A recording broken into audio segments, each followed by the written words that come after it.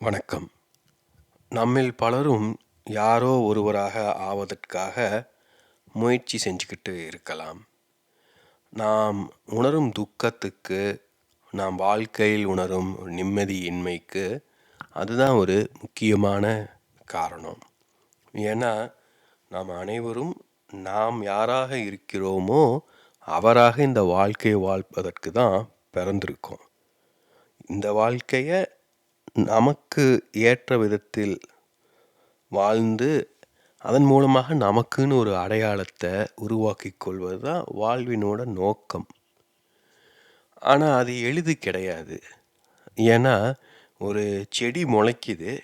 இப்போ அந்த செடியை பார்த்தோன்னே அது நம்மளுக்கு தெரியுமா அது களை செடியா, நல்ல செடியா, அது மரமா, புதரா, அது வருஷம் வருஷம் வளர்ந்துக்கிட்டு இருக்குமா, இல்லை ஒரு வருஷத்தோடு போயிடுமா?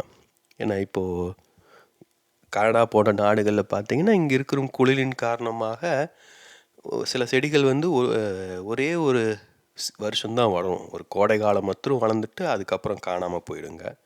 வேறு சில செடிகள் வந்து ஒவ்வொரு வருஷமும் தழைத்து வளரக்கூடும். இதெல்லாமே அந்த செடியை பார்த்தோன்னே நம்மளால் கண்டுபிடித்து விட முடியாது. நம்ம என்னதான் வந்து ஒரு தாவரவியல் வல்லுநராக இருந்தாலும் சொல்லலாம், ஓ இந்த செடியா இது ரொம்ப நாள் வளரும் அப்படின்லாம் சொல்லலாம். ஆனால் என்ன உத்தரவாதம் இருக்குது? யோசிச்சு பாருங்கள். நம்ம அது பெரிய மரமாக வளரும்னு நினச்சிட்ருப்போம். பார்த்தா நம்ம அந்த பக்கம் போனதுக்கப்புறம் ஏதோ மிருகம் வந்து அதை கடிச்சு தின்றலாம் இல்லையா? ஸோ என்ன வேண்டுமென்றாலும் நிகழலாம். அப்போது நாம் யார் என்று தெரிந்து கொள்ளணும்னா அதற்கு போதுமான அவகாசம் வேண்டும். அதாவது நாம் யாருங்கிறது நமக்குள்ளே ஒரு விதை போல் இருக்குது. அது நம் உடலுக்குள்ளே இருக்குது. அதான் முக்கியமான விஷயம். நம்ம வெளியில் அதை தேட முடியாது. வெளியில் எதை தேடினாலும் அது நம்முடையதாக இருக்காது. அதனால தான் நம்முடைய மரபு நாம் யார் என்று கண்டுபிடித்து நம்முடைய வாழ்க்கையை வாழ்வதை ஸ்வதர்மம்னு சொல்லுது. சுய தர்மம், நாம் கடைப்பிடிக்க வேண்டிய தர்மம் அதுதான். ஆனால் அதை கண்டுபிடிப்பது எளிது கிடையாது.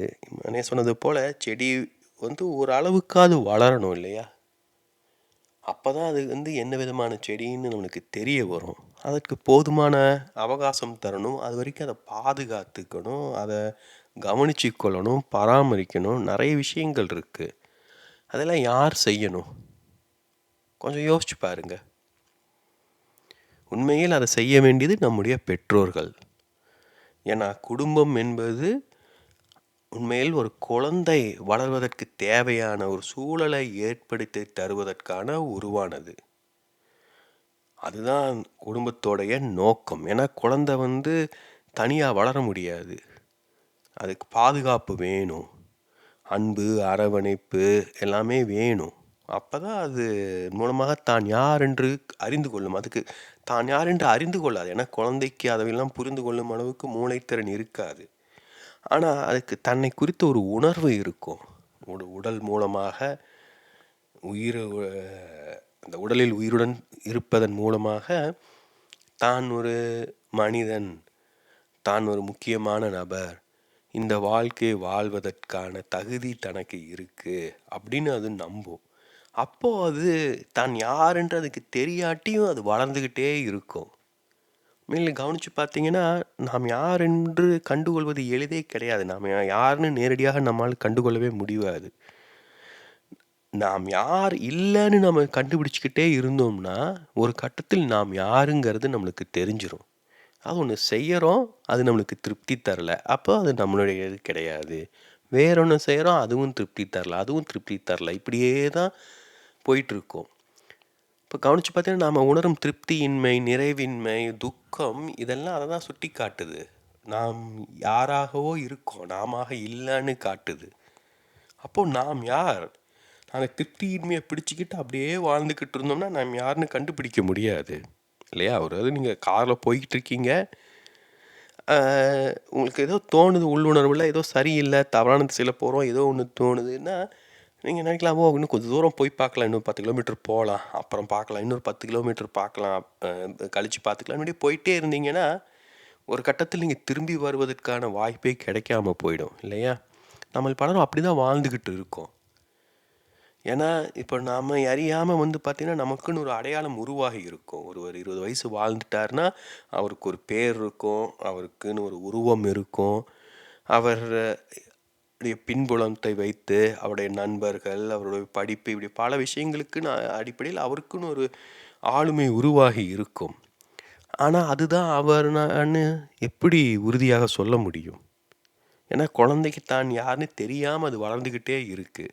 உண்மையிலே அந்த குழந்தை கண்டுபிடிக்கணும். என்னதான் பெரியவர்கள், பெற்றோர்கள் பாதுகாப்பா குழந்தைய வளர்த்துனாலும், தான் யாருங்கிற அந்த குழந்தை தான் கண்டுபிடிக்கணும். இப்ப அத கண்டுபிடிப்பதற்கு அந்த பெரியவர்களும், பெற்றோர்களும் குடும்பம் மூலமா ஒரு வாய்ப்பை ஏற்படுத்தி தர்றாங்க. அவ்வளவுதான். அதே சமயம் நம்ம குடும்பத்துக்குள்ள மாட்டிட்டோம்னா, அங்க இருக்கும் தினசரி கடமைகள், பொறுப்புகள் போன்றவை நம்மை ஆக்கிரமித்து, அலைக்கழித்து, நம்முடைய மனதை சிதறடித்து விடும். நாம் யாருன்னு இருக்கிறதுக்கு பதுவா, நம்முடைய கடமைகளையும், பொறுப்புகளையும் செஞ்சுட்டு அப்படியே வாழ்ந்துகிட்டு இருப்போம். அதுதான் வாழ்க்கைன்னு நினச்சிக்கிட்டு இருப்போம். நம்ம பெரும்பாலானவர்களுக்கு அதுவே போதுமானதாக இருக்கக்கூடும்.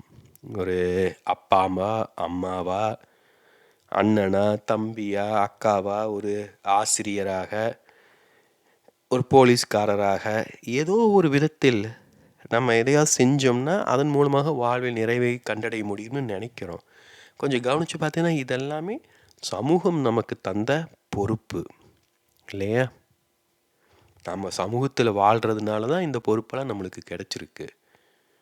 500 வருஷத்துக்கு முன்னாடி ஐடி கன்சல்டண்ட்டுங்கிற ஒரு வேலை கிடையாது இல்லையா? அது இப்போதைய சூழலில் அது உருவாகி இருக்குது. இப்போ அந்த உருவாகி இருக்குங்கிறதுக்காக நாம் எல்லோருமே ஐடி கன்சல்டன்ட் ஆகிட்டோம்னா, உண்மையும் நம்ம அதுக்காக பிறந்திருக்கோம். இப்போ 500 வருஷத்துக்கு முன்னாடி பிறந்தா நம்ம என்ன செஞ்சுருப்போம்? பிறப்பொக்கும் எல்லா உயிர்க்கும் சிறப்பும் வா செய்தொழில் வேற்றுமையான். அதாவது பிறப்பு என்பது எல்லா உயிருக்கும் பொதுவானது. சாதி மதமெல்லாம் விட்டுருங்க, அதுவும் பண்பாடு தான். அது ஒரு விதை முளைக்குது அப்படின்னா அதுதான் பிறப்பு. அது எல்லோருக்கும் தான். ஒரு வயலில் முளைக்கிற எல்லா நெல்மணிகளும் ஒரே மாதிரியானது. ஒரு காட்டில் முளைக்கிற எல்லா செடிகளும் அடிப்படையில் ஒன்று தான். அதில் என்ன வேறுபாடு எப்படி உருவாகுதுன்னா, அவை எப்படி தங்களை வெளிப்படுத்தி கொள்கின்றன. தொழில்ங்கிறது தொழில்னு நேரடியாக மொழிபெயர்க்கிறாங்க. நான் தொழில்ங்கிறத வாழ்வதுன்னு சொல்லுவேன். எப்படி நம்ம வாழ்கிறோம், எப்படி நம்ம வெளிப்படுத்தி கொள்கிறோங்கிறதன் அடிப்படையில் தான் அந்த வேற்றுமை உருவாகுது. அப்போது ஒரு காட்டில் ஒரே நேரத்தில் பல செடிகள் முளைச்சாலும், இப்போது மூங்கில் மிக வேகமாக வளரும் தாவரம்.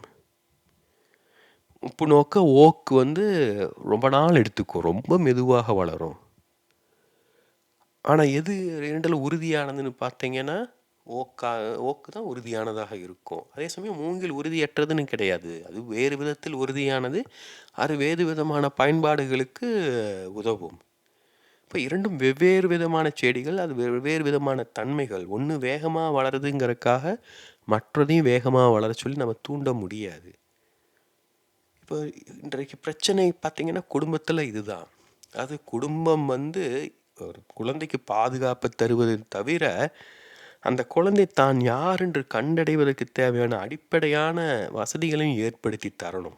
அந்த குழந்தைகிட்ட என்ன திறமை இருக்குது, அதை வெளிப்படுத்துவதற்கான வாய்ப்புகள் உருவாக்க தரணும். அதுக்கு பாடத் தெரியுமா, ஆடத் தெரியுமா, ஓவியம் வரைய தெரியுமா, அது எதில் மகிழ்ச்சி கொள்ளுது, இதையெல்லாம் அது கவனிக்கணும். அப்போ அவங்க பெற்றோர்கள்லாம் அதுக்கான வாய்ப்புகளை உருவாக்கி தரும்போது குழந்தை தானாக கண்டடையும். அது 2-3 வருஷம் பாட்டு கிளாஸ் போகும். இல்லை எனக்கு பாட்டு பிடிக்கல, ஓவியம் கற்றுக்கிறேன், சரி ஓவியம் கற்றுக்கோ. இப்படி வாய்ப்புகளை தருவது தான் பெற்றோர்களுடைய பொறுப்பு. அந்த வாய்ப்புகளை பயன்படுத்தி அதன் மூலம் தன்னை குறித்து ஒரு அடிப்படையான புரிதலை உருவாக்கி கொள்ளணும். அதன் மூலமாக தனக்குள் ஆழமாக வேர் விட்டு தன்னை நிலைநிறுத்தி கொள்ளணும். அதன் அடிப்படையில் ஒரு படிப்பை முடித்து வேலை பெற்று தனக்குன்னு ஒரு ஆளுமையை உருவாக்கி திருமணம் செய்து கொண்டு குழந்தை பெற்றுக்கொண்டு எப்படி வேணாலும் வாழலாம். அது நம்முடைய முடிவு. ஏன்னா நாம் யாருன்னு தெரிஞ்சிச்சு அப்படின்னா எப்படி வேணாலும் வாழலாம். நாம் யார் என்று தெரிந்து கொள்வதற்கான முனைப்பில் இருக்கோம்னாலும் நாம் எப்படி வேணாலும் வாழலாம் இல்லையா? இப்போ நம்முடைய நோக்கம் நான் யார் என்று தெரிந்து கொள்வதுன்னா, வெவ்வேறு விதங்களில் நான் தெரிஞ்சுக்கிட்டே இருக்கணும்.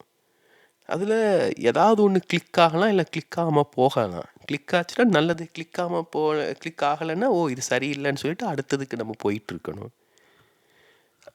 அப்படி தான் வாழ கற்றுக்கொள்ள முடியும், நாம் யார் என்று கண்டுகொள்ள முடியும்.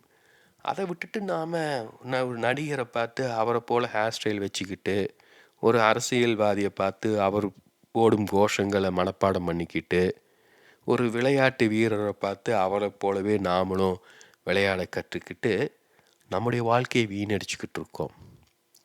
ஈர்க்கப்படுதல் காணொலியில் விளக்கியிருக்கு அதை பற்றி.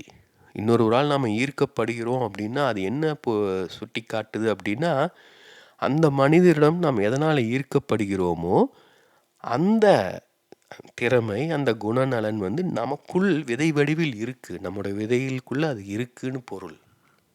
அப்போ அவரால் ஈர்க்கப்படுறோம்னா அவரிடம் அது நன்றாக வெளிப்படுது. ஒரு நடிகர் நன்றாக ஆடுகிறார்னா நம்மளுக்கும் ஆடுற ஆசை இருக்கக்கூடும். அப்போது அவரை பார்த்து நாமளும் ஆடுவதன் மூலமாக நம்மிடம் இருக்கும் அந்த ஆடல் திறமையை நாம் ஒரு வடிவத்துக்கு கொண்டு வர்றோம் இல்லையா? யாரையுமே பார்க்காம இருந்தால் நம்ம எப்படி ஆடுவோம்?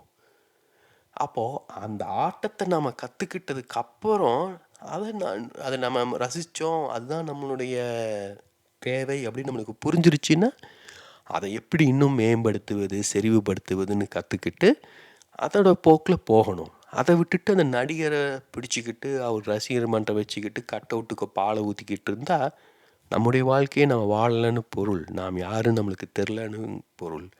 அப்போ நாம் யாருன்னு நம்ம எப்போ கண்டுபிடிப்போம்?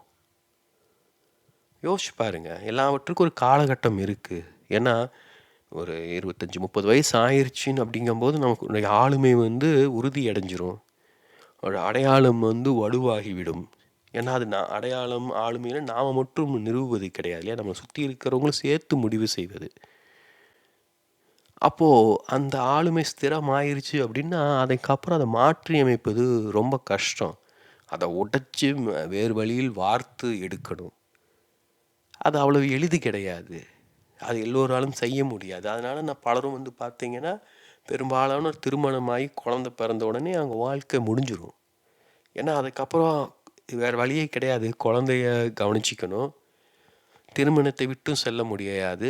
ஏன்னா சமூகத்துக்கு பதில் சொல்லணும், கேள்வி கேட்கும், எதிர்காலம் எப்படி இருக்குங்கிற புரிதலும் நமக்கு இருக்காது. உடம்பு சரியில்லாமல் போச்சுன்னா என்ன ஆகிறது, நம்மளுக்கு யாருக்கு துணைக்கு இருக்கா?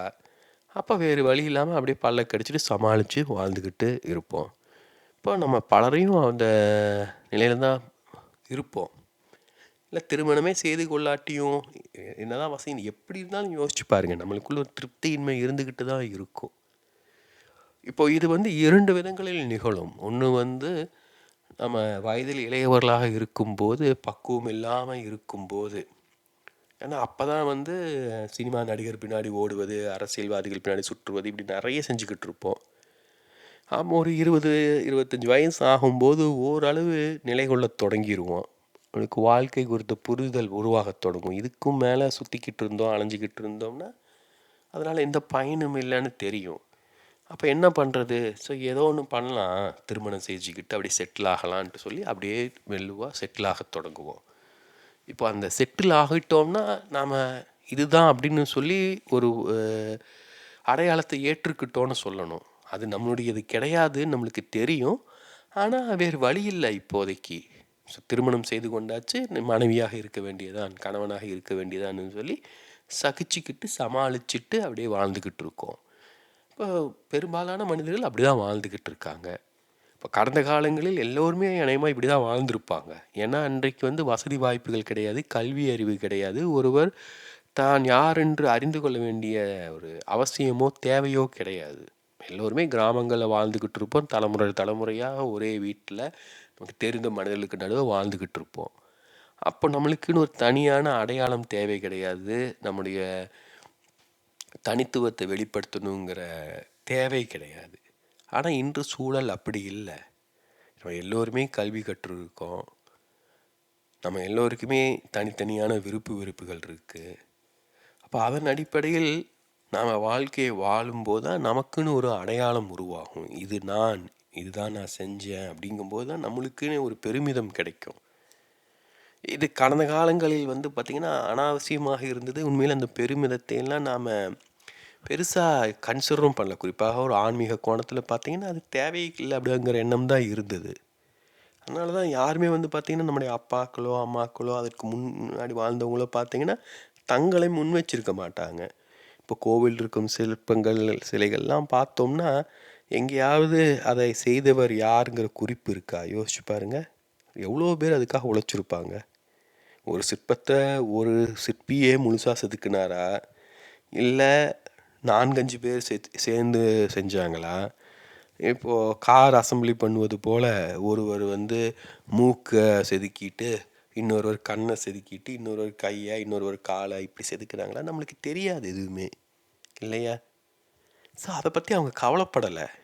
ஏன்னா அவங்க அதை வெளிப்படுத்தி கொள்வதே அவங்களுக்கு ஒரு திருப்தியாக இருந்தது.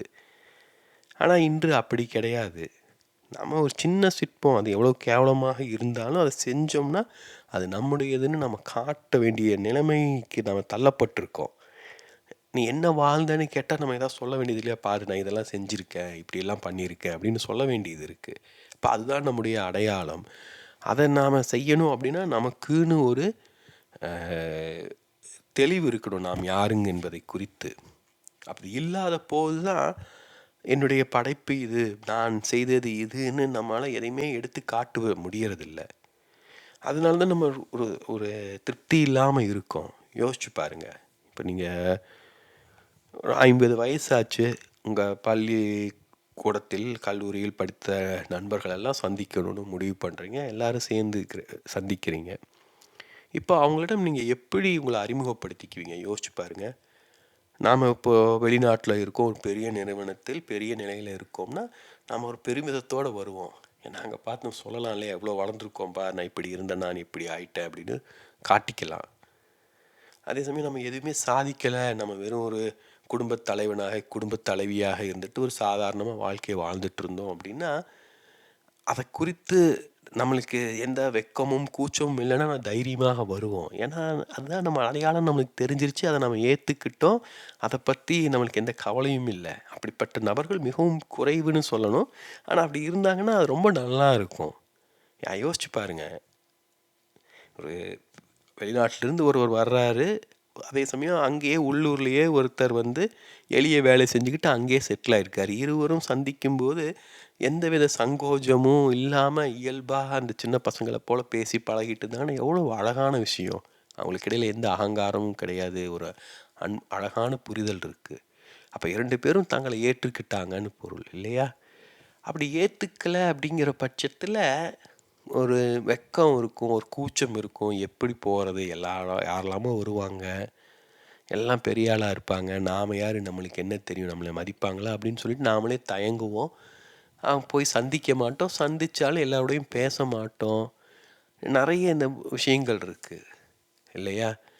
அப்போது இதுக்கெல்லாம் அடிப்படை காரணம் என்னென்னு பார்த்தீங்கன்னா நாம் யாருங்கிற தெளிவு இல்லாமல் இருப்பது தான்.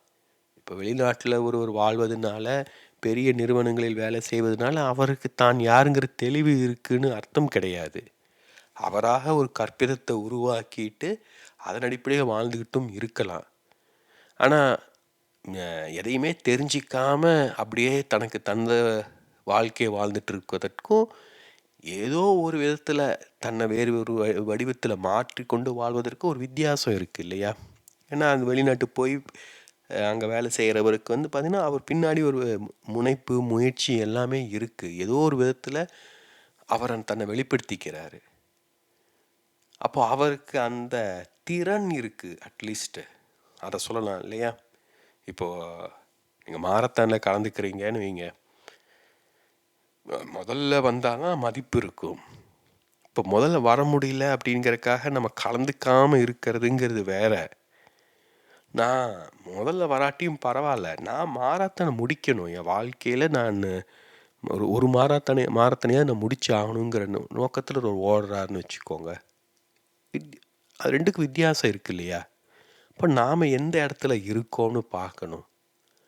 நம்ம வாழ்க்கையை வாழ்ந்துக்கிட்டு இருக்கோமா, கனவு கண்டு கற்பனையில் இருக்கோமா, இல்லை நாம் நமக்குன்னு ஒரு அடையாளத்தை உருவாக்கிக்கிட்டு இதுவே போதும் வேறு என்ன செய்கிறதுன்ட்டு அப்படியே இருக்கோமா, இல்லை இதுதான் என்னால் இயன்றது, இதற்கு மேலே எதுவும் பெருசாக செய்ய முடியாது, இது போதும் அப்படின்ட்டு இருக்கோமா? யோசிங்க, வெவ்வேறு விதங்களில் கவனித்து பாருங்கள்.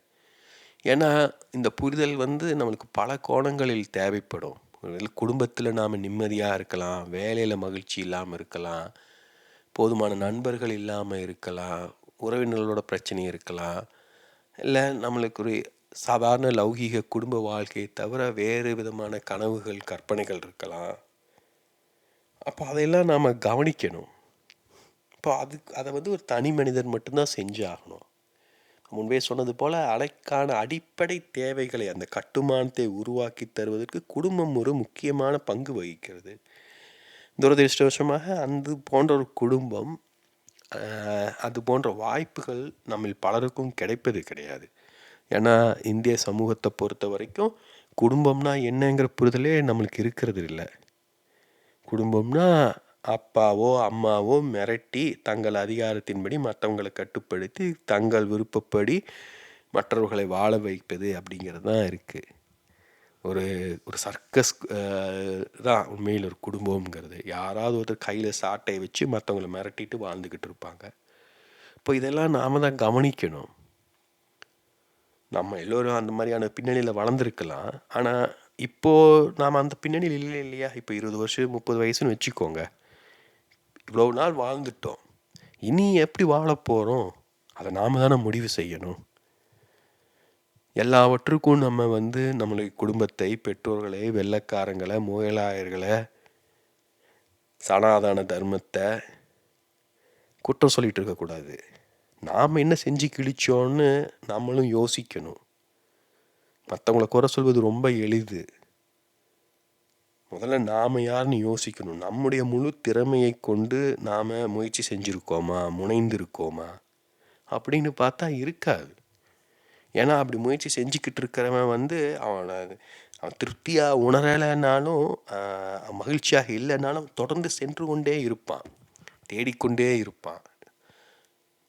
அவன் திருப்தி அடைய மாட்டான். அது ஒரு சொன்ன போல் ஒரு சிக்கலானது, ஆனால் ரொம்ப எளிதானது. நாம் யாருங்கிறது வெவ்வேறு விதங்கள் நான் முட்டி மோதி தான் கண்டுபிடிக்கணும். ஒரு இருட்டு அறை இருக்குது, அப்போ அங்கேருந்து நீங்கள் வெளியில் வரணும். எப்படி வர்றது? கதவை தேடணும்.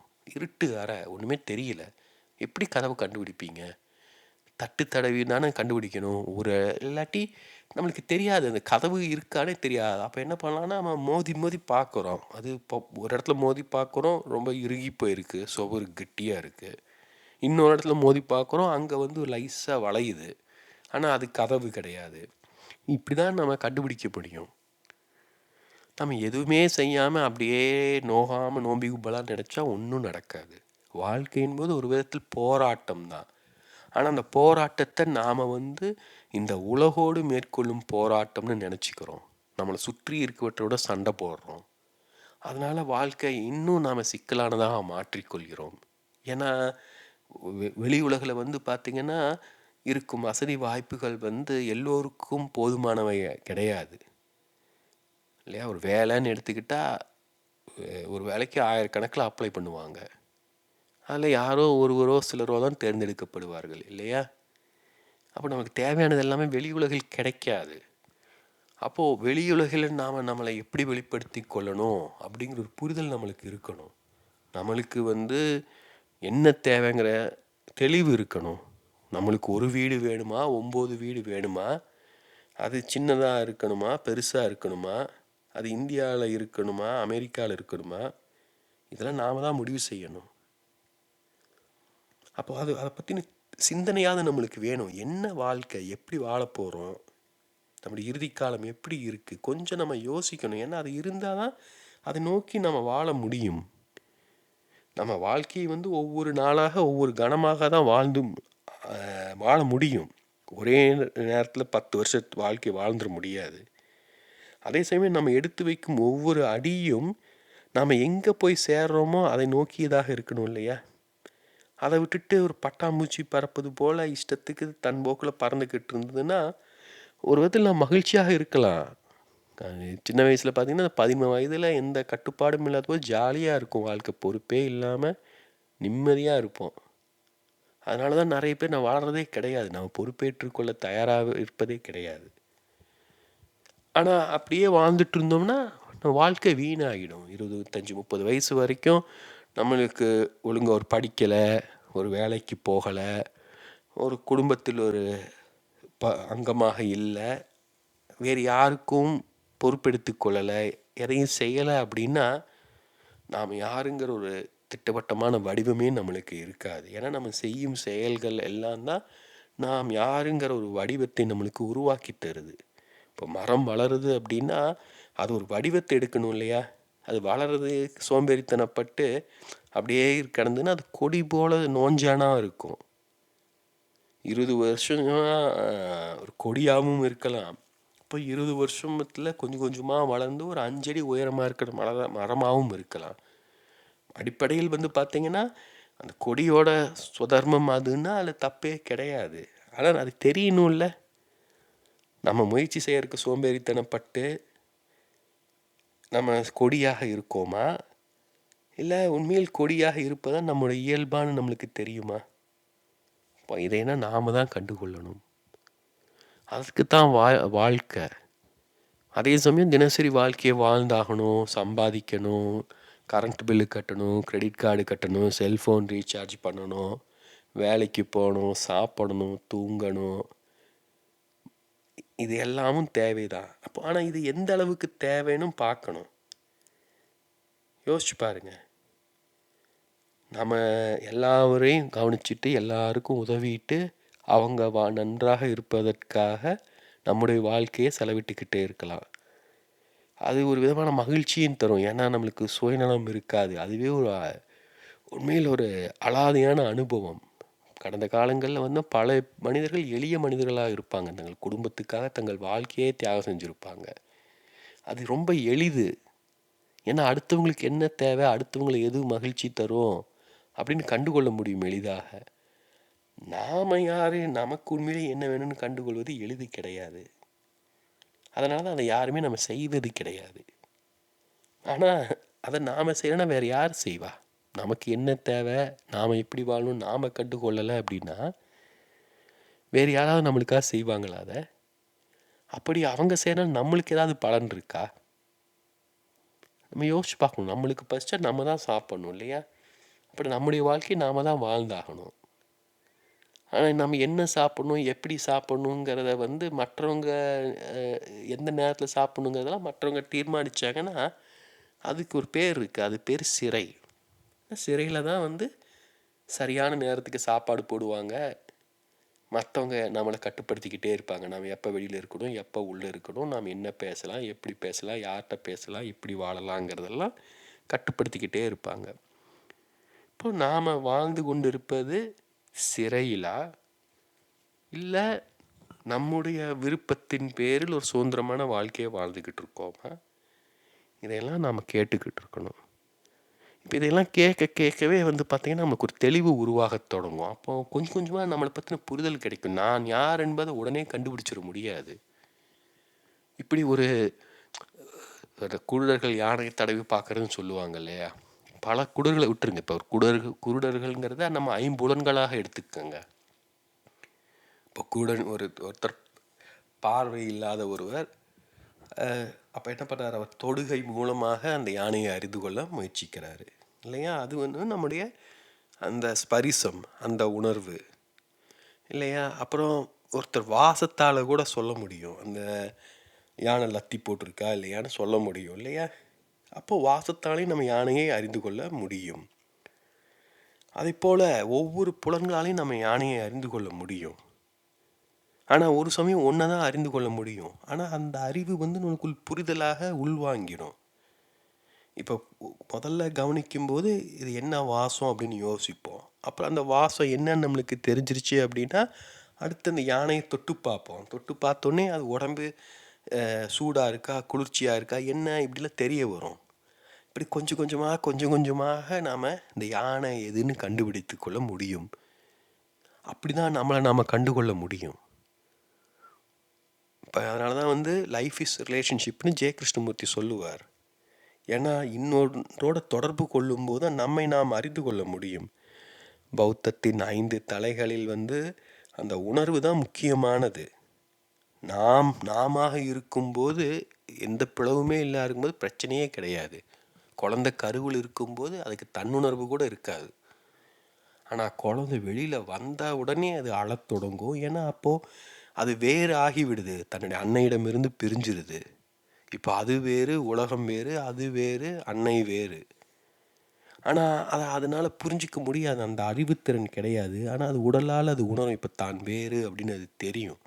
இப்போ அழுவதன் இதெல்லாமே பார்த்திங்கன்னா ஒரு விதத்தில் அது தன் வாழ்க்கை வாழ தன்னை தயார் செய்து கொள்ளுறது. குழந்த வீச்சின்னு அழுகுதுன்னா அதுக்கு காரணம் அது அப்போ தான் அது நுரையீரல் செயல்படும் நன்கு. நம்ம ஊரில் சொல்லுவாங்க இல்லையா, குழந்த பிறந்த உடனே அழுகணும் அப்படிம்பாங்க. அது இல்லை, நம்ம ஊரில் இருக்கிற நம்பிக்கை மட்டும்தான். இப்போது என்னுடைய மகள் பிறந்த போதெல்லாம் அப்படிலாம் பண்ணல. நம்ம ஊரில் சொல்லுவாங்க, தலைகீழாக கவுத்து முதுகில் தட்டு எல்லாம் சொல்லுவாங்க. சினிமாலாம் கூட பார்த்துருப்போம். எனக்கு தெரிஞ்சு அதை எல்லா குழந்தைகளும் செய்கிறாங்களாலாம் கிடையாது. அதான் நான் சொல்கிறேன். அதெல்லாம் நாம் தான் புரிஞ்சிக்கணும். மற்றவங்க சொல்கிறாங்கங்கிறக்காக அது எல்லாமே நம்முடைய வாழ்க்கையில் இடம்பெறணும்னு அவசியம் கிடையாது. நம்முடைய வாழ்க்கையில் எது இடம்பெறலாம், எது இடம்பெறக்கூடாது, ஏன் அது இடம்பெறுது, ஏன் இடம்பெறலைங்கிற தெளிவு நமக்கு இருக்கணும். அதை தனி மனிதர் ஒருவரால் தான் கண்டுகொள்ள முடியும். அது நம்ம எங்கேயாவது தொடங்கணும். இப்போ யானையை அறிந்து கொள்ளணும்னா அது தும்பிக்கையை தொடலாம், காலம் தொடலாம், வாழை தொடலாம், எங்கிருந்தோ தொடணும்ல, எங்கிருந்தோ ஆரம்பிக்கணும் இல்லையா? இந்த முக்கியமாக நம்ம கவனிக்க வேண்டியது இங்கே ஐம்புலன்கள். அதுதான் முக்கியம் இங்கே. அதுதான் இந்த உலகுக்கான ஒரு என்ட்ரி பாயிண்ட் நம்மளுக்கு. மாறாக ஒரு நம்ம ஐம்புலன்களால் யானையை அறிந்துக்காமல் நம்ம புத்தகம் மூலமாக அறிந்து கொள்ளலாம். இப்போ டைனோசர் இருக்குது, நம்மளுக்கு எப்படி தெரியும் டைனோசரை பற்றி? நம்ம தொட்டு பார்த்துருக்கோமா, நேரில் பார்த்துருக்கோமா? அது முழுக்க முழுக்க நம்முடைய கற்பனையில் தான் இருக்குது இல்லையா? புத்தகங்களில் வாசிச்சிருப்போம், படங்கள் பார்த்துருப்போம். படங்களும் யாரும் டைனோசரை நேரில் பார்த்து வரையலை. அந்த எலும்பு கூடுகளெல்லாம் வச்சு அதன் மூலமாக ஒரு கற்பனை செய்கிறாரு. ஓ, இதெல்லாம் இருந்தால் இப்படி இருந்திருக்கும், அப்படி இருந்திருக்கும்னு நினச்சிருக்காரு. இப்போ யோசிச்சு பாருங்க, அதே மாதிரி ஒரு எலும்பு கூட வச்சு ஒரு மனிதனையும் ஓரளவு கற்பனை செய்ய முடியும். ஆனால் அந்த மனிதனுக்கு கன்னத்தில் மறு இருக்குமா இருக்காதான்னு நம்மளுக்கு தெரியுமா? தமிழ் படத்துலேயே அதான முக்கியம். கன்னத்தில் மறு இருந்தால் அவர் ஒருவர், கன்னத்தில் மறு இல்லைன்னா அது வேறு மனிதர். நம்மளும் அப்படி தான் வாழ்ந்துக்கிட்டு இருக்கோம். நாம் என்ன நினைக்கிறோன்னா, நாம் யாருன்னு தெரிஞ்சு வைக்கணும்னா அந்த மறுவை போல் ஸ்டிக்கரை ஒட்டிக்கிட்டோம்னா அவ்வளோதான். அந்த அடையாளம் நம்மளுக்கு கிடச்சிச்சின்னா போதும். அந்த அடையாளத்தை தான் தேடி தான் நம்ம ஓடிக்கிட்டு இருக்கோம். ஏதாவது பட்டப்பேர் கிடச்சிச்சின்னா அதை அடையாளம் வச்சுக்கிறோம். சந்தக்கடை சாக்ரட்டிஸ், நல்லா இருக்குல்ல பேர். ஸோ அப்புறம் என்ன தேவை? அப்படியே கெத்தாக சாக்ரட்டிஸ் மாதிரி நடந்துக்கிட்டு வாழ்ந்துக்கிட்டு இருக்கலாம். சுற்றியும் கொஞ்சம் பாருங்கள், எவ்வளோ முட்டாள்கள் அப்படி வாழ்ந்துக்கிட்டு இருக்காங்கன்னு. அப்படியே கண்ணாடிலையும் கொஞ்சம் பாருங்கள், அந்த முட்டாள்கள் ஒருவராக நாமளும் இருக்கக்கூடும். அப்போ அதிலிருந்து எப்படி வெளியே வருவது? நாம் தான் பண்ணணும். இதில் தயங்குவதற்கு, கூச்சப்படுவதற்கு, சங்கோஜப்படுவதற்கெல்லாம் ஒன்றுமே கிடையாது. இதெல்லாம் புரிஞ்சிக்கிறதுக்கு படிப்பு வேண்டியதில்லை, அறிவு வேண்டியது கிடையாது, தத்துவம் எதுவுமே தேவையிடாது. மனிதனாக இருந்தால் போதும். ஒவ்வொரு மனிதனுக்கும் தான் யாருங்கிற ஒரு தேடல் இருந்துக்கிட்டு இருக்கும். அது உள்ளூர இருக்கும். அது தெளிவாக நான் சொல்வது போல் வார்த்தைகளால் நம்மளால் முன்வைக்க முடியாது. ஆனால் ஏதோ ஒரு நிம்மதியின்மை, நிறைவின்மை, ஒரு தெளிவின்மை நம்மளை உந்திக்கிட்டே இருக்கும். அதனால தான் நீங்கள் இந்த காணொலிலாம் கேட்டுக்கிட்டு இருக்கீங்க. அது நல்லது. கரை நல்லது போல் துக்கம், நிறைவின்மை, திருப்தியின்மை நல்லது. அது சுட்டி காட்டுது ஏதோ தவறு இருக்குது, பிழை இருக்குது, கவனின்னு நம்மளுக்கு காட்டுது. ஒரு தலைவலி போல், முதுகு வலி போல். அதை தவிர்த்துக்கிட்டே இருந்தோன்னா அது பெரும் பிரச்சனையில் பிற்காலத்தில் கொண்டு போய் விட்டுரும். குணப்படுத்தவே முடியாத உபாதைகளை உருவாக்கிவிடக்கூடும். ஸோ நாம் கவனிக்கணும். நாம் யாரோ ஒருவராக ஆக முயற்சிப்பதற்கு பதிலாக நாம் யாருன்னு யோசிக்க தொடங்கணும். அதே சமயம் அதை நாம் யாரோ ஒருவராக ஆகுவதில் தப்பும் கிடையாது. ஒரு எழுத்தாளனாக ஆசைப்படுறோம், இல்லை ஒரு நடிகனாக ஏதோ ஒன்று நிறைய சம்பாதிக்கணும், எதுவுமே தப்பே கிடையாது. ஆனால் நான் புரிந்து கொள்ள வேண்டியது அதை நோக்கி செல்லும்போது நாம் மேற்கொள்ளும் அனுபவங்கள், நாம் எதிர்கொள்ளும் மனிதர்கள், நமக்கு நிகழும் நிகழ்வுகள், இதன் மூலமாக நாம் என்ன கற்றுக்கொள்கிறோம், அதன் அதன் கற்றுக்கொள்ள வேண்டியது முக்கியமாக அந்த பாதை தான் நான் செல்ல வேண்டிய பாதையா அப்படின்ட்டு. ஜோசப் கேம்பல்னு ஒரு முக்கியமான ஒரு அமெரிக்க ஒரு அறிஞர் இருக்கார். ஒரு சாதாரண மனிதர். அவர் அறிஞர்னால் அவர் முனைவர் பட்டம் வாங்கினவர்லாம் கிடையாது. ஒரு சாதாரண மனிதர். அவர் இயல்பாகவே தொன்மங்கள் புராணங்கள் குறித்து ரொம்ப ஆர்வம் கொண்டவர். அவர் வாழ்ந்த வீட்டில் அவர் பக்கத்தில் வந்து பார்த்திங்கன்னா இந்த அமெரிந்தியர்கள் வாழ்ந்திருக்காங்க போல் இருக்கு. இப்போ அந்த இடங்களில் ஒரு சின்ன பசங்க இந்த வயசில் விளையாடும்போது அம்புகள் போன்றவற்றெல்லாம் கண்டெடுத்திருக்கிறாரு. இப்போ அதெல்லாம் அவருக்கு கற்பனையை தூண்டியிருக்கு. இது எப்படி உருவாக்கியிருக்கோம், யார் உருவாக்கியிருப்பாங்க. அப்போ அதன் அடிப்படையில் அவர் உலகில் இருக்கும் பல்வேறு மரபுகளை, அங்கே இருக்கும் பண்பாடுகளை, தொன்மங்களெல்லாம் ஆழமாக வாசித்து தன்னுடைய புரிதல்களை முன்வைத்திருக்காரு. அவர் அழகான ஒரு வரி சொல்லியிருப்பார். ஏணியில் ஏறுவதற்கு முன்னால் அந்த ஏணி சரியான சுவற்றில் சாத்தி வைக்கப்பட்டிருக்கிறதா என்பதை உறுதி செய்து கொள்ளுங்கள். திருப்பியும் சொல்கிறேன். ஏணியில் ஏறுவதற்கு முன்னால் அந்த ஏணி சரியான சுவற்றில் சாத்து வைத்திருக்கப்பட்டிருக்கிறதா என்பதை உறுதி செய்து கொள்ளுங்கள். ஏன்னா ஏணியில் ஏறிட்டோன்னு வச்சுக்கோங்க, அது ஏறுறதுக்கு நிறைய பிரயத்தனம் பண்ணியிருப்போம், முயற்சி செஞ்சுருப்போம். அப்புறம் உச்சியை அடைஞ்சதுக்கப்புறம் நாம் ஏற வேண்டிய இடம், நம்ம செல்ல வேண்டிய இடம் அது இல்லைன்னு தெரிஞ்சால் என்ன பண்ணுவோம்? கீழே இறங்கி ஏணியை மாற்றி வச்சு நகர்த்திக்கலாம் சொல்கிறது. ஆனால் வாழ்க்கையில் அதே போல் ஒரு உயர்வான இடத்துக்கு போகணும் அப்படின்னா நம்ம பல்வேறு தியாகங்களை செஞ்சுருப்போம். 20-30 வருஷத்தை வீணடிச்சிருப்போம். அதில் 20-30 வருஷம் வீணடிச்சிட்டு இது நாம் வாழும் வாழ்க்கை இல்லைன்னு தெரிஞ்சிச்சின்னா திரும்பி நம்முடைய வாழ்க்கையை நம்மால் மீட்டெடுக்க முடியுமா? அப்போ நாம் அதை கவனிச்சிக்கிட்டே இருக்கணும். வாழ்க்கை நம்மளுக்கு இதை கற்றுக் கொடுத்துட்டே இருக்கும், காட்டி கொடுத்துட்டே இருக்கும். நம்ம தான் புரிஞ்சிக்கணும். இன்றைக்கு நம்ம ஒரு பொற்காலத்தில் வாழ்ந்துக்கிட்டு இருக்கோம். நம்ம இந்த அளவு நம்ம கற்றுக்கொள்ளும் தெரிந்து கொள்ளும் வாய்ப்பு இதற்கு முன்னாடி பலருக்கும் கிடைச்சது கிடையாது. நம்ம எல்லோருமே நம்முடைய தனித்துவத்தை கண்டுபிடித்தாகணும், வெளிப்படுத்தி ஆகணும். அது இன்றைய காலகட்டத்தின் ஒரு அத்தியாவசியமான தேவை. ஒரு தனித்துவம் இல்லாத மனிதனுக்கு இன்றைக்கு மதிப்பு இருக்காது. நம்ம யாராக வேணாலும் இருக்கலாம், ஏதோ ஒரு விதத்தில் நம்ம அதை வெளிப்படுத்தி காட்டணும். அதே சமயம் தனித்துவத்தை வெளிப்படுத்துகிறோங்கிற பேரில் சில பேர் வந்து பார்த்திங்கன்னா விதவிதமாக தலைக்கு வர்ணம் அடித்து கொள்வது, ஆடை அணிவது இதெல்லாமும் செய்வாங்க. ஒரு விதத்தில் அதெல்லாம் கூட தேவைதான். நம்ம மரபில் வந்து துறவிகள் ஏன் காவி அணிகிறாங்க? நான் உன்னை போல இல்லைன்னு சொல்வதற்காக. அதை போல் ஒரு தலைக்கு வந்து மஞ்சள் கலரில் பெயிண்ட் அடிச்சுக்கிறாருன்னு வைங்க. அவர் என்ன சொல்கிறாரு? நான் உன்னை போல இல்லை, நீ கருப்பாக முடி வச்சுருக்க, நான் மஞ்சளாக முடி வச்சுருக்கேன். அந்த விதத்தில் நான் தனித்துவமானவன். அது எழுதி கிடையாது. நீங்கள் தலைக்கு மஞ்சள் பெயிண்ட் அடிச்சுட்டு வீதியில் நடக்க முடியுமா உங்களால்? சாதாரண விஷயம் கிடையாது. சின்ன வயசில் எனக்கு வந்து காது குத்தி கொள்ளணும், நீளமாக முடி வளர்க்கணும்னு ரொம்ப ஆசை இருந்தது. எங்கள் வீட்டில் எந்த தடையுமே சொல்லலை. ஆனால் என்னால் அதை செயல்படுத்த முடியலை. நான் வேலை கிடைத்து பெங்களூர் போனதுக்கு அப்புறம்தான் காது குத்திக்கிட்டேன். ஏன்னா நான் பெரும்பாலும் நான் பெங்களூரில் இருக்க போகிறேன். என்னோடய தெருவில் இருக்கும் நண்பர்களோ எனக்கு ஏற்கனவே அறிமுகமானவர்களோ என்னை அடிக்கடி பார்க்க போகிறது கிடையாது. மாதத்துக்கு ஒரு தடவையோ எப்போ தான் பார்ப்பாங்க. அதை பற்றி எனக்கு கவலை கிடையாது. அப்போ அவங்கள ஹேண்டில் பண்ணிக்கலாம். தினமும் பார்த்துக்கிட்டே இருந்தோம்னா சங்கடமாக இருக்கும். இதெல்லாம் தான் சொல்கிறேன், அடிப்படையான விஷயங்கள், ரொம்ப ரொம்ப சாதாரணமான விஷயங்க.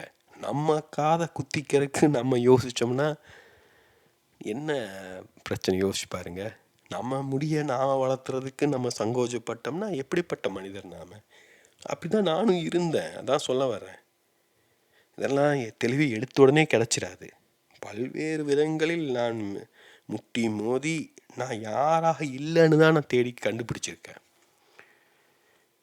இப்போது இதெல்லாம் அதே சமயம் கவனித்து பார்த்தீங்கன்னா இது நிறைய நேரம் எடுத்துக்கும், நிறைய செலவு வைக்கும், நிறைய அலையணும். எழுதி கிடையாது இது.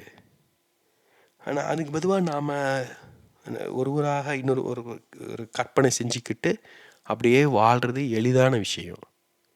அதனால தான் அப்படி நம்ம வாழ்ந்துக்கிட்டு இருக்கோம். அதனால தான் நம்முடைய மகிழ்ச்சியும் சரி, துக்கமும் சரி ஆழமானதாக இல்லை, உண்மையானதாக இல்லை. அதனால தான் வாழ்க்கையே ஒரு மாதிரி சலிப்பாக விரக்தியாக இருக்குது. இப்போ இதை நாம் கவனிக்கணும். முன்பே சொன்னது போல் நம்ம எல்லோருமே அதுக்காக துக்கத்தில் இருக்கோம், வருந்திக்கிட்டு இருக்கிறோன்னு அர்த்தம் கிடையாது இல்லையா? குடும்பம் நன்றாக இருக்கலாம், வேலை நம்மளுக்கு திருப்தி இல்லாமல் இருக்கலாம், இப்படி இங்கேயும் கொஞ்சம் அங்கேயும் கொஞ்சமாக குறைகள் இருக்கலாம். அந்த குறைகளை கவனிச்சாதான் போதும்.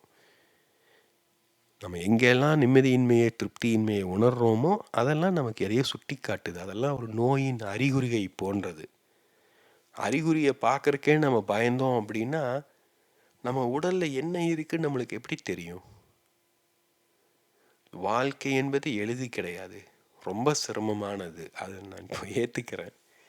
நான் ரொம்ப எளிமையானது நினச்சி தான் நானும் வாழ்ந்துக்கிட்டு இருந்தேன். ஆனால் இப்போ தான் தெரியுது அவ்வளோ எளிது கிடையாது. இவ்வளோ வசதி வாய்ப்புகள் திறமைகள் இருந்தும் நானும் எவ்வளவோ சங்கடப்பட்டிருக்கேன். என்னை வெளிப்படுத்தி கொள்வதில் புரிந்து கொள்வதில் ரொம்ப திணறி இருக்கேன். அப்போது ஒப்பு நோக்க நம்ம பலரும் பார்த்திங்கன்னா இந்த அளவு கூட வசதி வாய்ப்புகள் நம்மளுக்கு கிடைப்பது குறைவு. அப்போது நாம் நம்மை கண்டடைவதுங்கிறது ஒரு சிரமமாக தான் இருக்கும். ஆனால் அதுக்காக தயங்கக்கூடாது. அது ஒரு பயிற்சியை போல தான். நீச்சல் அடிப்பது போல், சைக்கிள் ஓட்டுவது போல் ஒரு விதமான பயிற்சி தான். நம்ம எந்த கணத்தில் நம்ம நீச்சல் கற்றுக்குவோன்னு சொல்ல முடியாது, எந்த கணத்தில் நம்ம சைக்கிள் ஓட்ட கற்றுக்குவோன்னு சொல்ல முடியாது. ஒரு நாள் திடீர்னு நம்மளுக்கு தெரிய வரும், நம்மளுக்கு நீச்சல் நல்லா தெரியும், நம்ம சைக்கிள் நல்லா ஓட்டிக்கிட்டு இருக்கோம் அப்படின்னு. அதை போல் நம்ம சரியான விதத்தில் நாம் யார் என்று கண்டுகொள்ள முயன்று கொண்டே இருந்தோம் அப்படின்னா ஒரு நாள் நம்மளுக்கு திடீர்னு தெரியும், நாம மாறி இருப்போம். அவ்வளவுதான் வாழ்க்கை. மொத்தத்தில் நம் வாழ்க்கை நம் தேர்வு, நம் வாழ்க்கை நம் பொறுப்பு.